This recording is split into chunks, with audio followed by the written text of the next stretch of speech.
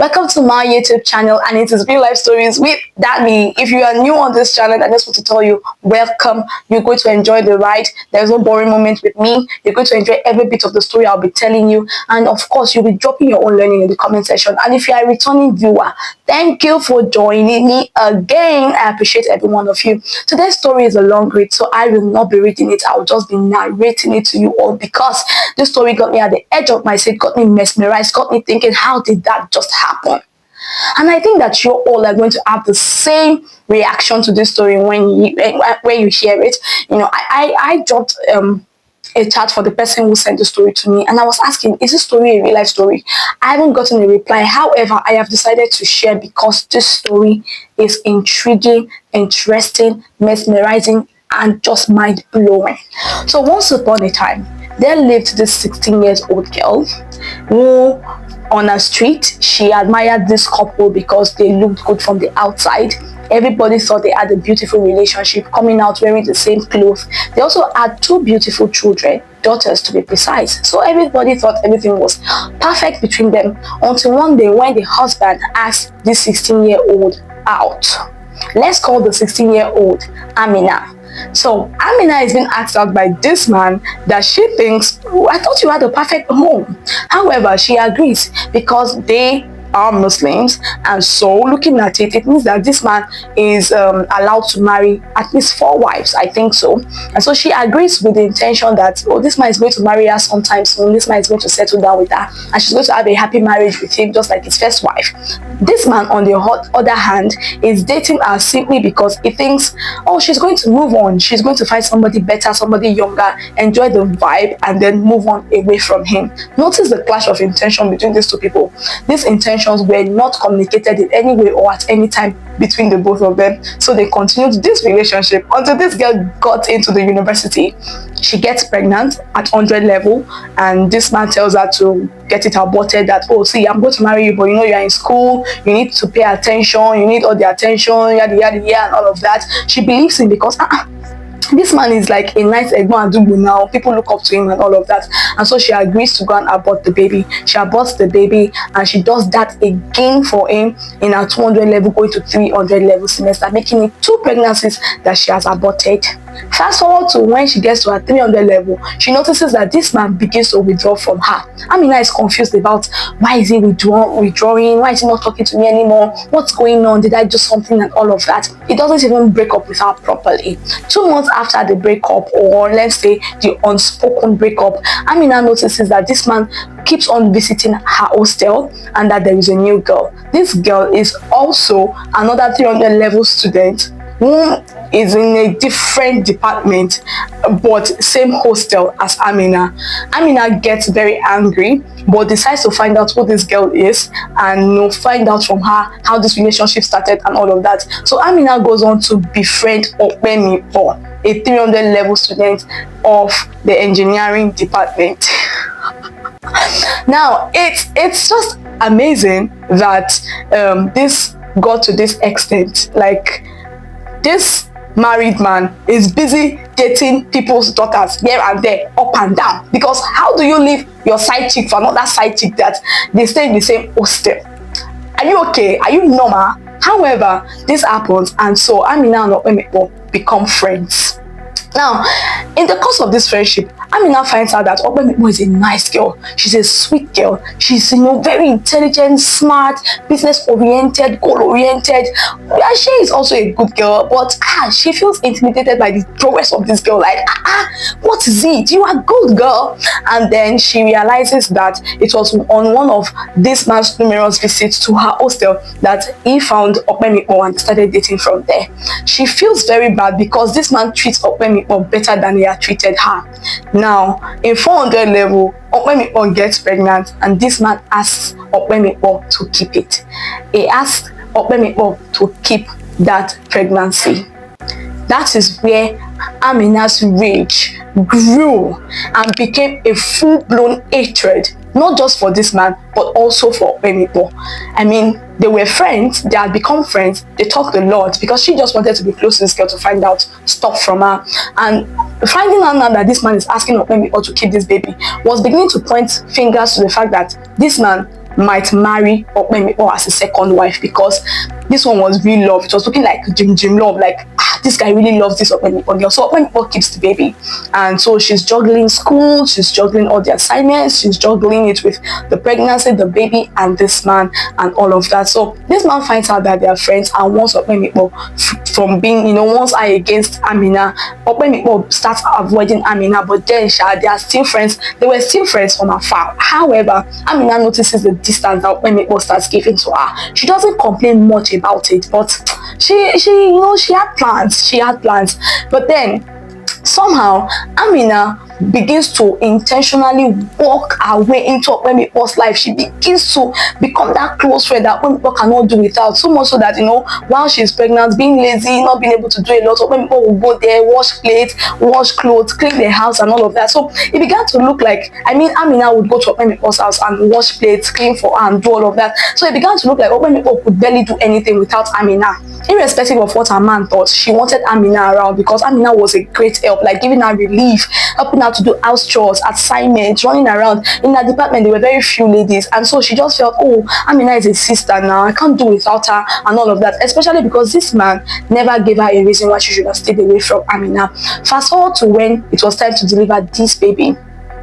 Amina was the person Okpemikpo called to follow her to the hospital because it happened at night. The labor started at night. Of course, the sweet Amina follows Okpemikpo to the hospital and then, helped all through the process. Okpemikpo had her baby. However, Amina did the unexpected.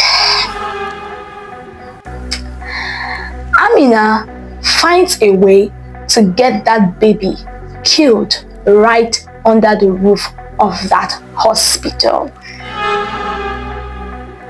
Now, things get very, very funny because the person Okpemikpo still cries back to, the shoulder she falls back on is still Amina's shoulder. And of course, Amina was there to console, to hold, to protect, to tell her it's okay, to give her all the condolence that she was here, she was her bestie, she was her friend, and all of that.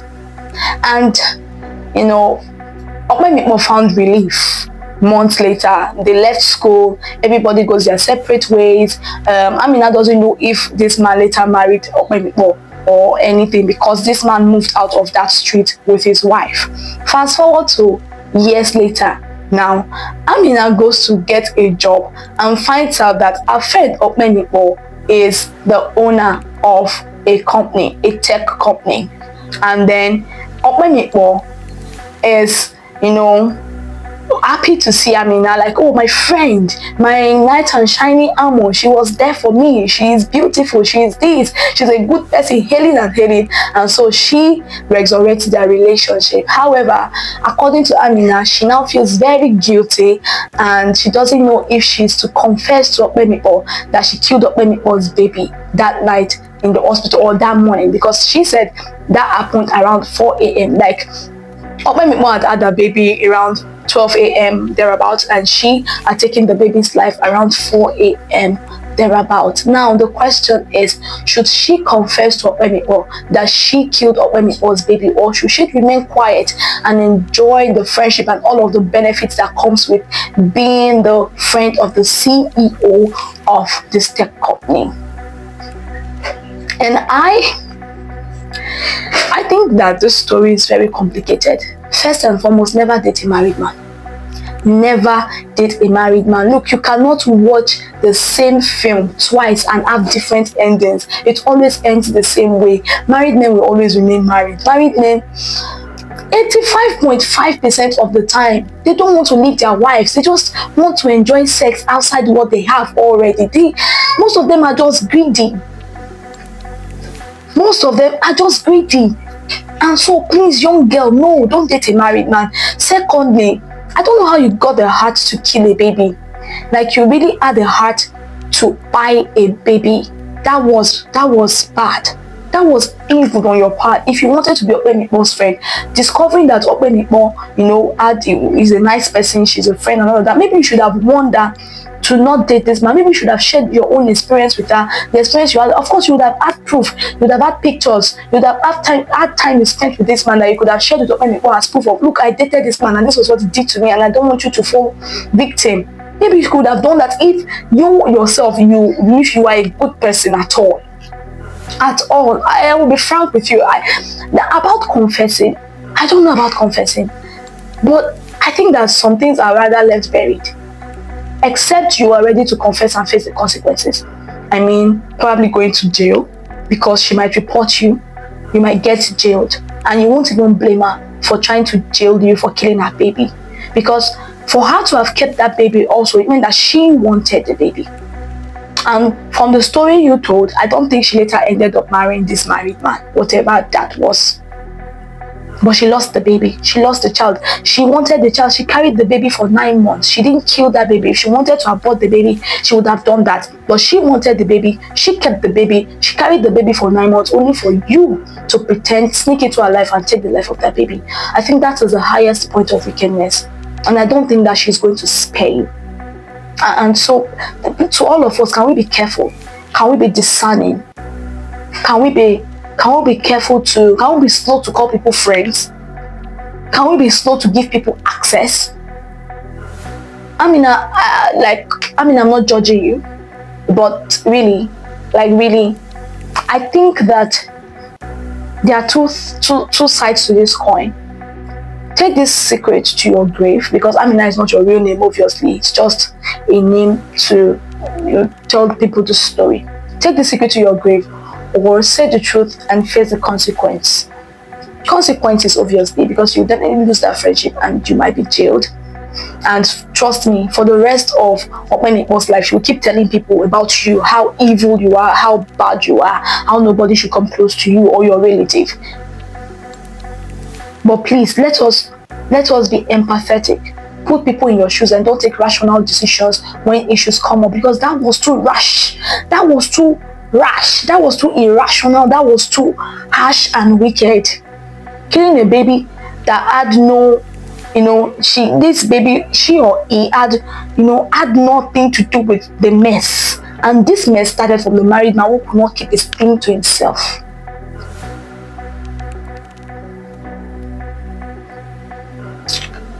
I am not going to get emotional over this story, because of course, real life stories with Dammy, I wouldn't get emotional, I wouldn't take sides, but the truth remains the truth. That was bad on your part, and please endeavor to do better.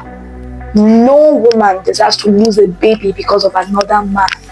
You were angry at the man who left you. She didn't even know anything. She didn't know anything. She was your friend. She became your friend, meaning that she wasn't even told by this man who you were. He knew, he had found out. He warned her against being your friend, but still did not tell her the full detail. And you were helpful, so of course leaving you at that point was not an option. I mean, helping a pregnant, if you want a pregnant woman to become your bestie, stay with them, talk with them, help them out, clean, wash, they will love you. And that was exactly what you did. You manipulated your way into her life and took her child. So there are two sides to this coin. You can do you, but you will not tell life how to dish out your consequences. And this is it, Amina. You either stand up and face the consequences of this action, or you take this secret to your grave. However, thank you for sharing this story, and I hope that everyone who has watched has learned one thing or two. I hope that you have also understood the place of boundary. I mean, don't just make everybody your friend. Don't just rush at, oh, my friend, not my friend, that my friend, this my friend. No, don't do that. Please, don't do that. I beg in the name of God, don't do that. Be sweet, be calm, be good to people, but please do not put your entire life into the hands of anybody in the name of friendship and just let them in with speed. It's dangerous. It's very dangerous. And With that being said, I'll be coming to the end of Real Life Stories with Dammy today. I hope to bring more interesting, more amazing, more beautiful stories your way. I hope we keep learning. I hope we keep analyzing with, beauty, brain. I hope we keep analyzing with lots of depth. I hope we keep analyzing with lots of wisdom and understanding. Thank you for joining me today. I am grateful. I love you, and you know I love you. I'll be next week. Our story next week too is another hot, beautiful, amazing story, and I hope you join me. Like I said, until then, the Lord bless you, the Lord keep you, the Lord cause his face to shine upon you, the Lord hold your hands through life, the Lord teach you wisdom, the Lord guide you, the Lord protect you, in Jesus' name. Amen. Thank you for joining me. Until next time, I remain Damilola Babs. Do not forget to send your stories to Dammy, info@damilolababs.com. That's the email, info@damilolababs.com. I love you. God bless you, and bye.